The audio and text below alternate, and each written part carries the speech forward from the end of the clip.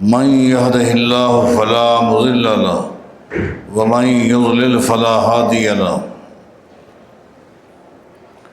وأشهد أن لا إله إلا الله وحده لا شريك له وأشهد أن محمدا عبده ورسوله من يطع الله ورسوله فقد رشد واهتدى ومن يعص الله ورسوله فقد ضل وغوى أما بعد فإن خير الحديث كتاب الله وخير الهدي هدي محمد صلى الله عليه وسلم وشر الأمور محدثاتها وكل محدثة بدعة وكل بدعة ضلالة وكل ضلالة في النار. أعوذ بالله من الشيطان الرجيم. بسم الله الرحمن الرحيم. الله ولي الذين آمنوا يخرجهم من الظلمات إلى النور والذين كفروا أولياؤهم الطاغوت يخرجونهم من النور إلى الظلمات اولئک اصحاب النار هم فیہا خالدون.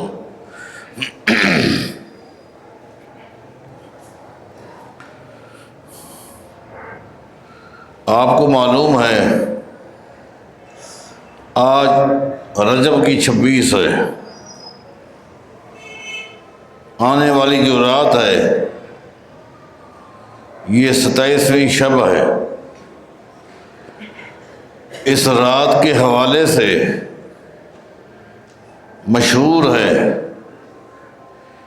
کہ اسی مہینے اسی تاریخ اسی رات کو نبی علیہ الصلوۃ والسلام کے ساتھ معراج کا واقعہ پیش آیا.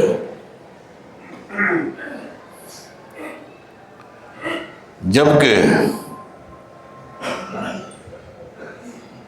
کس سال معراج کا واقعہ پیش آیا، مہینہ کون سا تھا اور رات کون سی تھی، امت کا شدید اختلاف ہے، کوئی اتفاق نہیں. حتیٰ کہ بر صغیر پاک و ہند کی ایک نامور شخصیت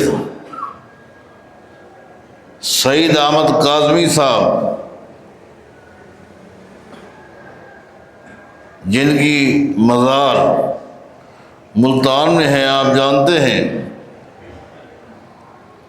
بر صغیر پاک و ہند میں بہت بڑی تعداد جن کی عقیدت مند ہے، ان کو بڑے بڑے القاب دیے جاتے ہیں.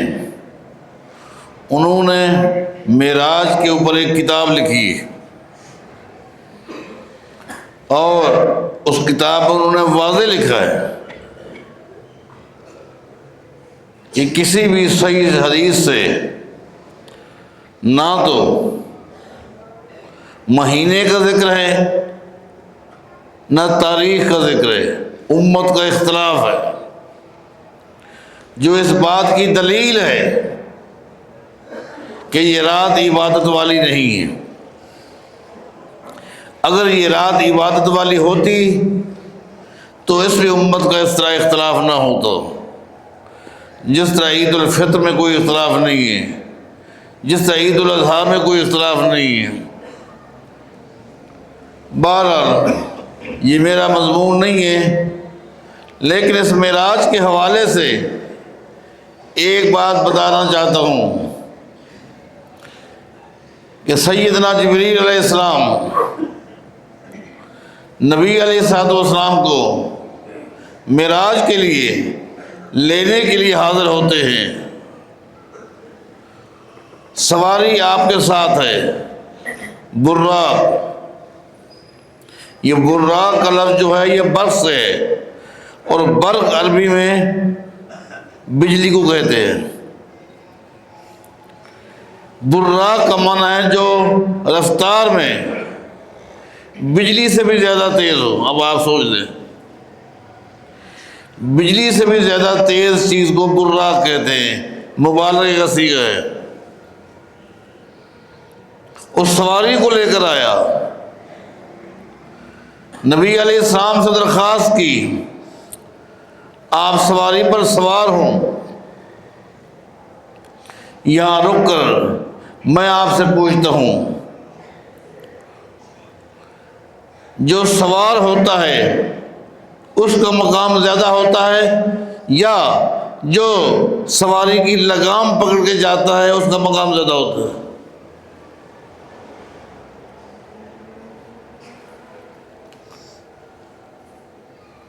سواری کی لگام جس کے ہاتھ میں ہے وہ تمام فرشتوں کے سردار ہیں، تمام فرشتوں کے سردار ہیں، تمام نوری مخلوق کے سردار ہیں، تمام نوری مخلوق کے سردار ہیں، اور جو ہستی سوار ہو رہی ہے وہ پوری کائنات کی امام ہے،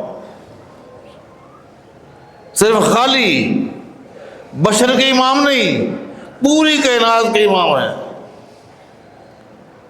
کچھ لوگوں نے اپنے آپ کو دیکھا، آئینے میں اپنا چہرہ دیکھا، اپنا کردار دیکھا، ان کو نظر آیا میں جھوٹ بولتا ہوں، میں غیبت کرتا ہوں، فلاں برائی میرے اندر ہے، فلاں خامی میرے اندر ہے، وہ یہ سمجھ بیٹھے شاید بشر کا معنی ہے جو گناہگار ہو۔ بھول لگ گئی، بیچاروں کو غلطی لگ گئی، اپنی غلطیوں کو دیکھ کر، اپنی خامیوں کو دیکھ کر، اپنے نقائص کو دیکھ کر سمجھ بیٹھے شاید بشر ایسے ہوتے۔ نہیں، ایسے نہیں ہوتے، ایسے نہیں ہوتے۔ جب نبی علیہ السلام سوار ہونے لگے، چونکہ سواری نے آپ کو پہلے نہیں دیکھا تھا، وہ بھدکنے لگی، آپ سے مانوس نہیں تھی۔ جانور مانوس ہوتا ہے، وہ مانوس نہیں تھی، بھدکنے لگی۔ جبریل علیہ السلام نے سواری سے کیا کہا؟ مت بھدک، حرکت مت کر، تجھے پتا ہونا چاہیے، سواری سے کہہ رہے۔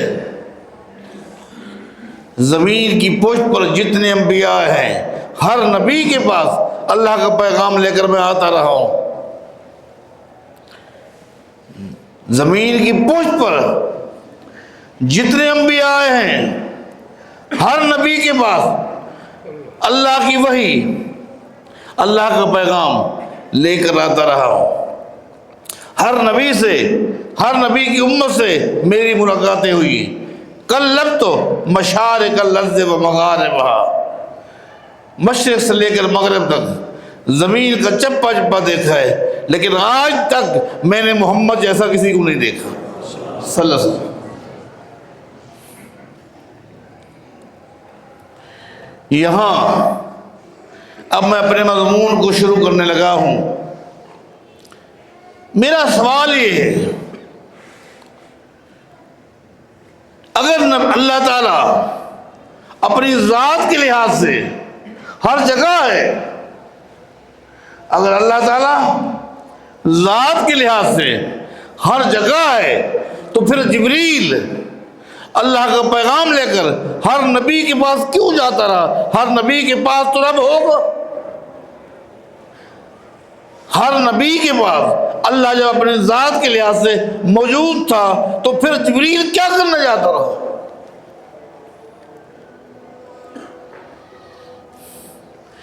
جبریل کا آدم علیہ السلام کے پاس، نوح علیہ السلام کے پاس، ادریس علیہ السلام کے پاس، یونس علیہ السلام کے پاس، ابراہیم علیہ السلام کے پاس، اسماعیل علیہ السلام کے پاس،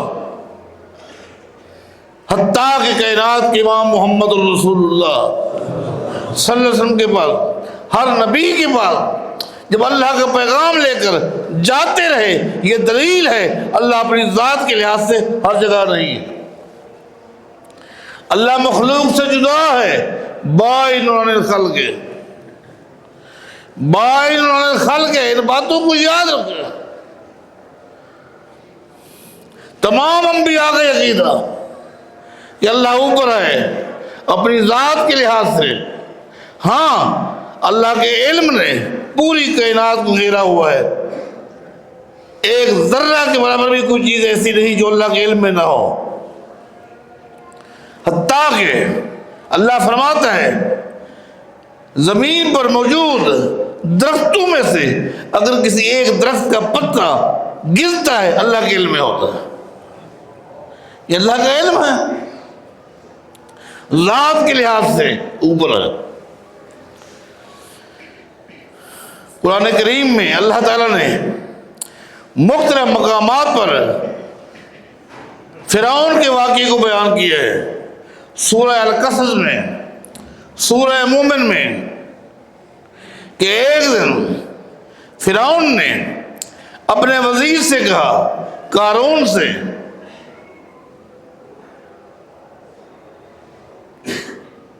حامان سے کہا فَاجْعَلْ لِي صَرْخًا فَاجْعَلْ لِي صَرْحًا.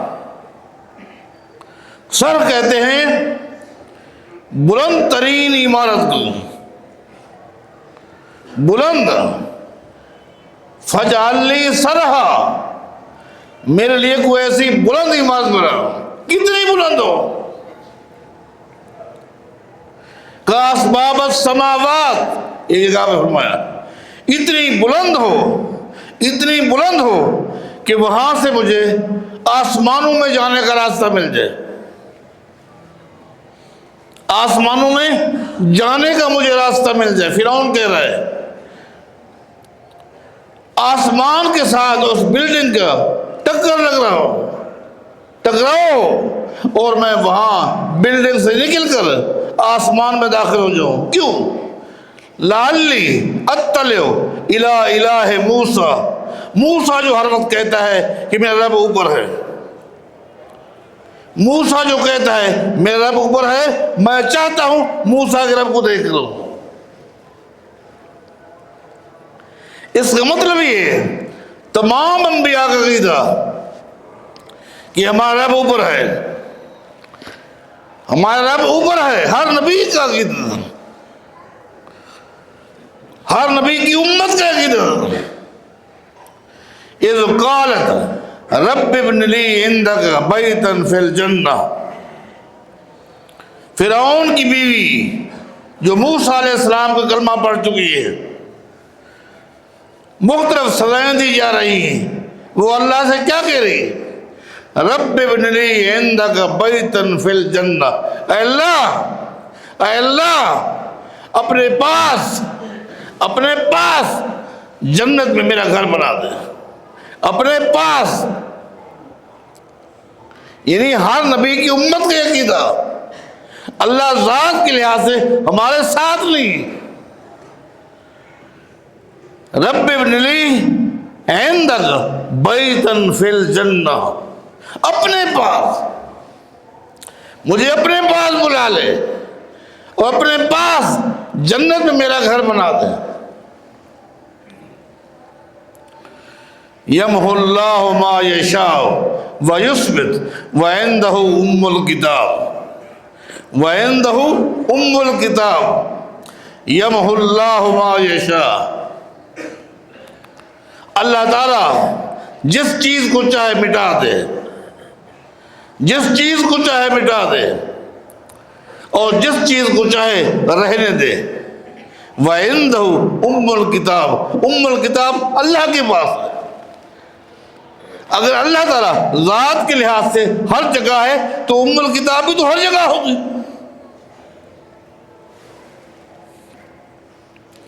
ام الکتاب اللہ کے پاس ہے، کیا مانا؟ اسی آیت کو سامنے رکھ کر سیدنا عمر بن خطاب رضی اللہ عنہ دعا کیا کرتے تھے، اے اللہ، اگر تو نے مجھے بدبخت لکھا ہوا ہے تو اے اللہ اس کو مٹا دے. یمحو اللہ ما یشاء، تو جس چیز کو چاہے مٹا دے. اگر تو نے مجھے جہنمی لکھا ہوا ہے بدبخت لکھا ہوا ہے، اے اللہ عمر کی تیرے آگے درخواست ہے اس کو مٹا دے اور نیک لوگ کی فیصلے کو جمع فرما دے۔ کتاب تیرے پاس ہے، کتاب تیرے پاس ہے۔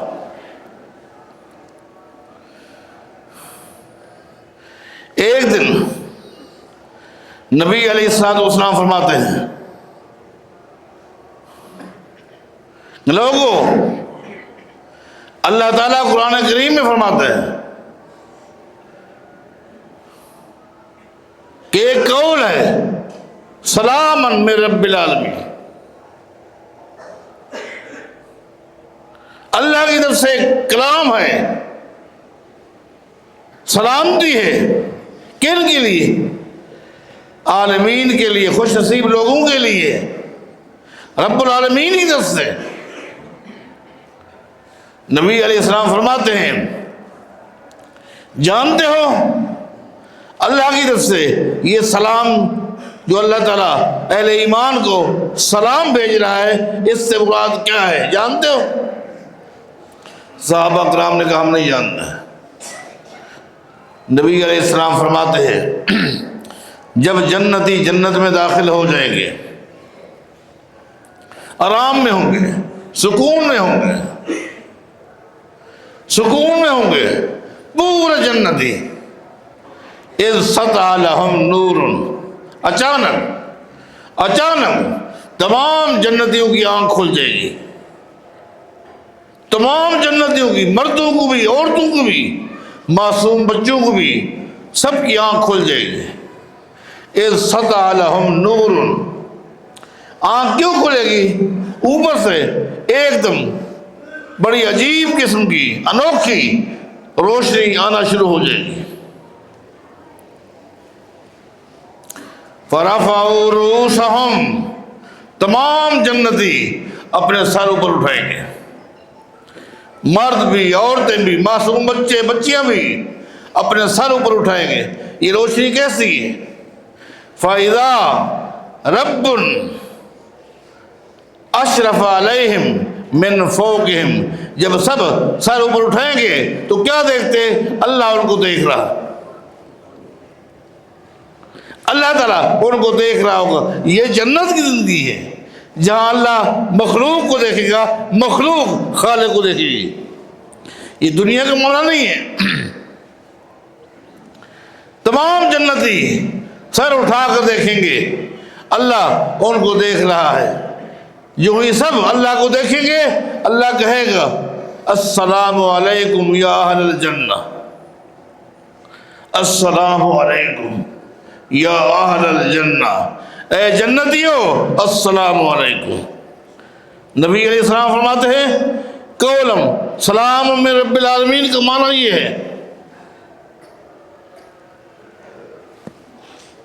اللہ تعالیٰ دیکھے گا، اللہ دیکھے گا اوپر سے، مانا نہ دنیا میں ہر ایک کے ساتھ ذات کے لحاظ سے اللہ ہے، نہ جنت میں ہر جنتی کے ساتھ اللہ تعالیٰ ذات کے لحاظ سے ہوگا، اوپر سے دیکھے۔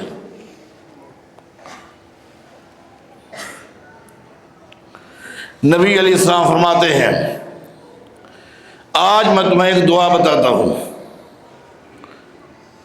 ایک دعا بتاتا ہوں، اس دعا میں اللہ نے ایک طاقت رکھی ہے۔ میں تمہیں ایک دعا بتاتا ہوں، بندہ جب کبھی اس دعا کے پڑھنے کا کوئی وقت نہیں، فرمایا کہ اس دعا کے پڑھنے کا کوئی وقت نہیں، رات کو اٹھے دعا پڑھ لے، دن کو دفتر میں ہے، دکان پر ہے، سفر میں ہے، حضر میں ہے، کسی وقت بھی دعا پڑھ لے۔ اس دعا کے اندر اللہ نے طاقت رکھی ہے، الا خرقت السماوات، حتی الا خرقت السماوات، حتیٰ کہ اس میں اتنی طاقت رکھی ہے کہ جب بندہ وہ دعا زبان سے ادا کرتا ہے، وہ دعا کے کلمات سارے آسمانوں کو چیرتے ہوئے اللہ کے پاس پہنچ جاتے ہیں، آسمانوں کو چیرتے ہوئے، خارقت السماوات، آسمانوں کو چیرتے ہوئے اللہ کے پاس کلمات پہنچ جاتے ہیں۔ سوال یہ، اگر اللہ تعالیٰ اپنی ذات کے لحاظ سے ہر جگہ ہے تو یہ دعا آسمانوں کو چیرتی ہوئی آسمانوں کے اوپر کیوں جا رہی؟ لا الہ الا اللہ وحدہ لا شریک لہ لہ الملک ولہ الحمد یحیی و یمیت وہو علی کل شیء قدیر. یہ دعا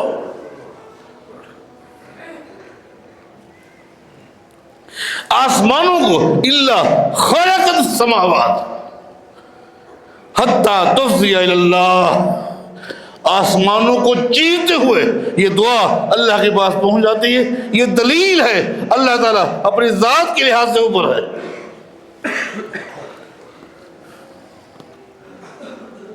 عمل کی سلامتی کے لیے ایمان کی سلامتی ضروری ہے.